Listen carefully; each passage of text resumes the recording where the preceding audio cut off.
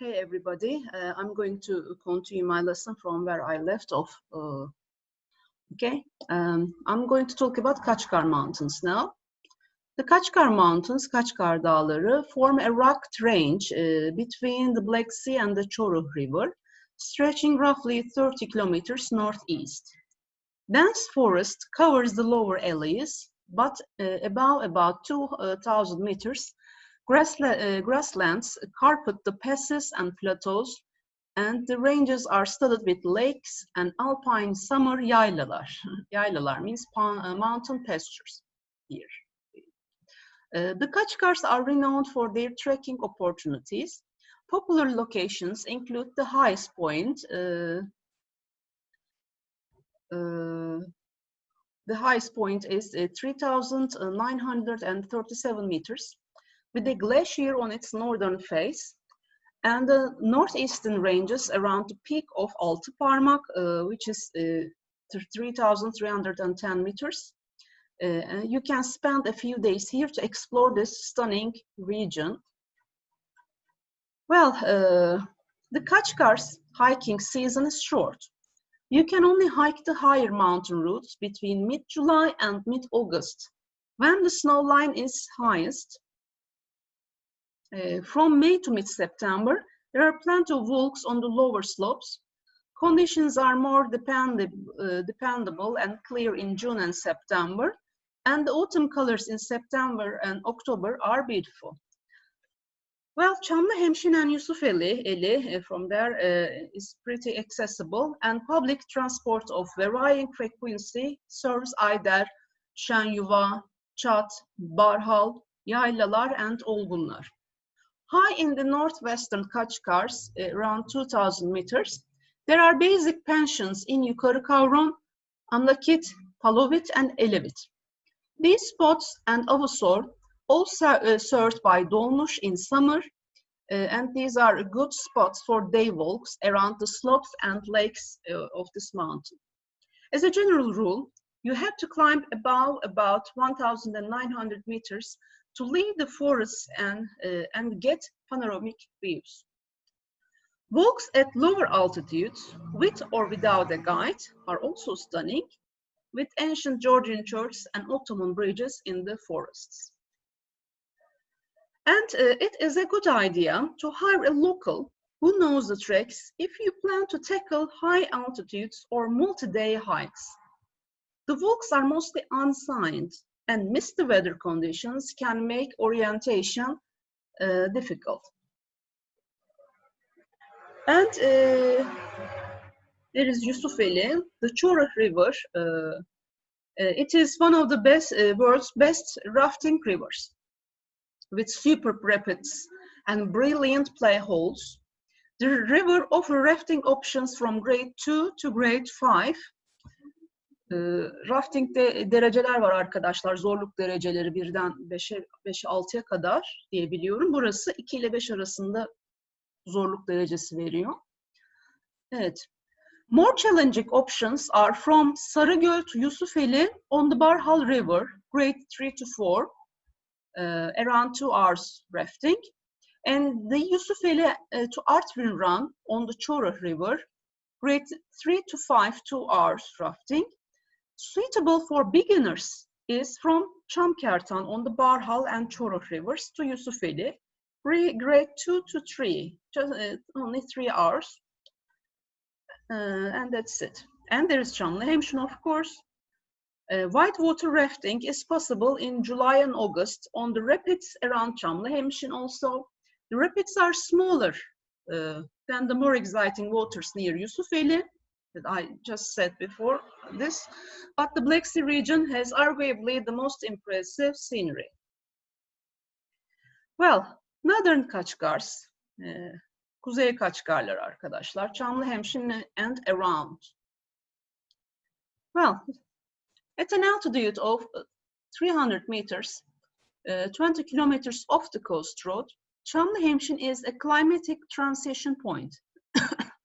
Mist and drizzle indicate that you have left the coastal zone, and once you continue up the valleys past Çamlıhemşin, you should expect a strong and alpine influence in the climate terrain, and vegetation.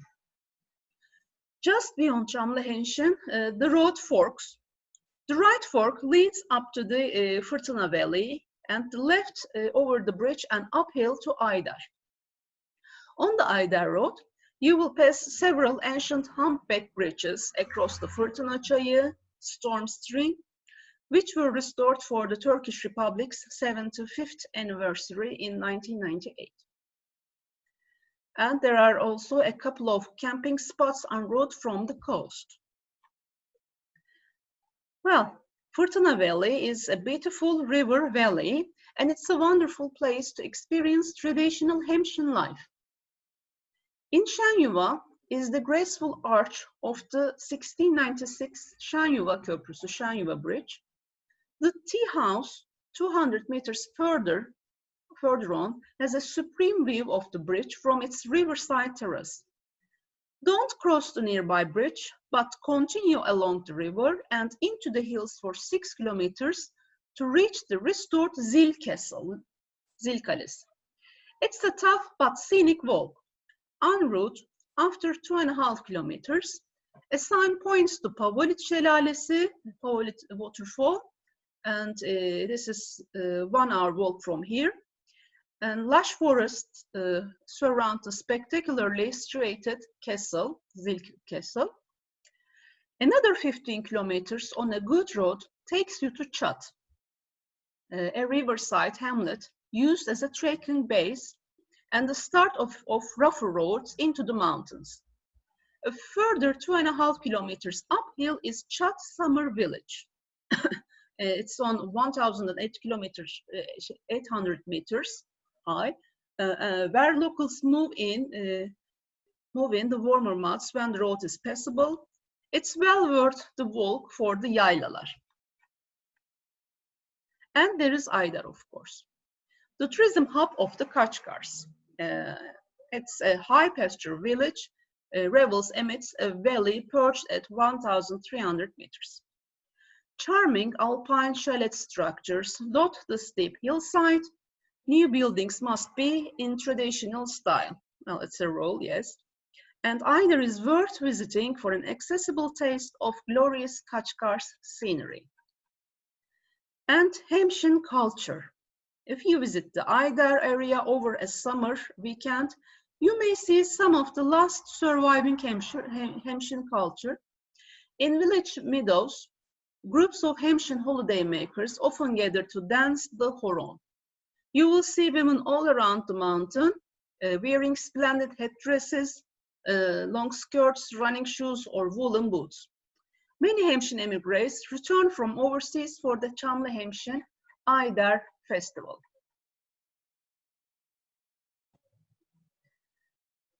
And Tekkale and Dört Kilise. Peaceful Tekkale lies 7 kilometers southwest of Yusufeli. On the way there, a ruined 10th century Georgian castle towers above the road. From Tekkale, follow a road uphill 7 kilometers northwest to Dört Kilise, 4 churches, a ruined 9th century Georgian monastery. The building is domeless, with a gaffled roof and very few frescoes. Similar to the smaller Barhal church, it's a picturesque ruin. With a guide, you can walk around 3 kilometers, 1 hour road to a chapel where monks from the complex kept guard once.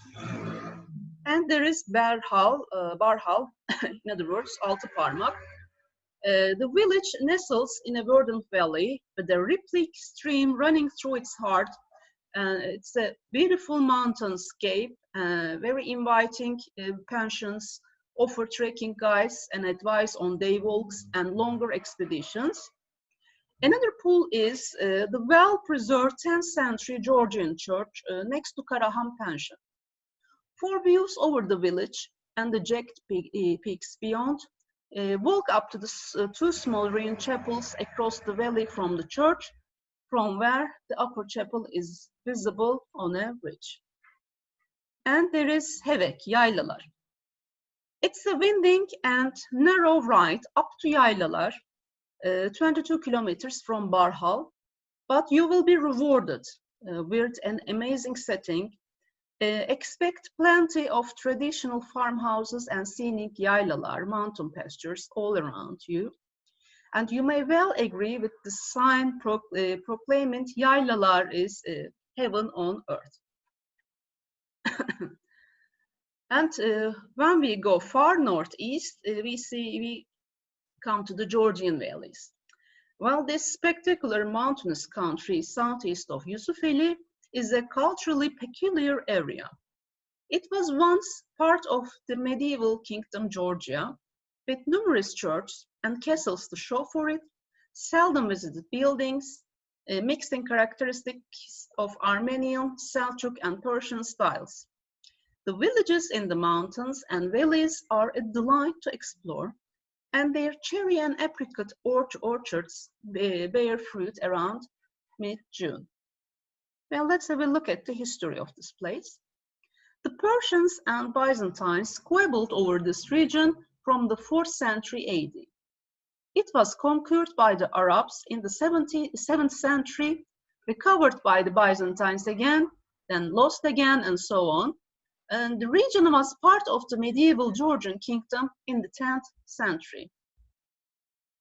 In 1008, ambitious King Bagrat III unified Georgia's warring kingdoms, and after that the Byzantines and Georgians coexisted relatively harmoniously. But the Seljuk Turks' arrival in 1064 established the area until 1122, when King David IV defeated the Seljuks.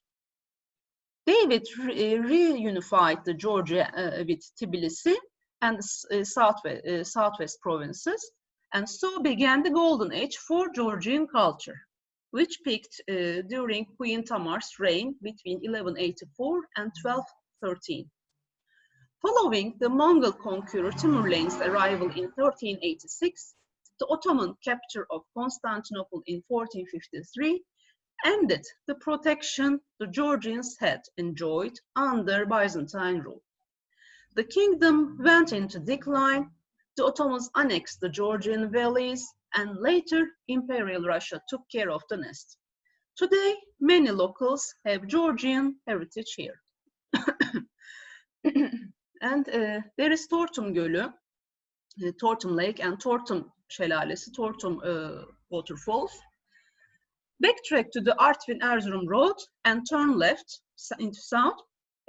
After about 15 kilometers, you will reach the impressive Tortum waterfalls, signposted 700 meters off the main road and overlooked by a tea garden. Well, when continue to the south, the western shore of Tortum Gölü, you will see the western shore of Tortum Gölü, which was formed by landslides about 3 centuries ago. There are cafes overlooked 8 kilometers long lake. And there is Öşkvank. Continuing 8 kilometers south of Tortum Lake and Tortum waterfalls, turn off at the brown Öşkvank church sign.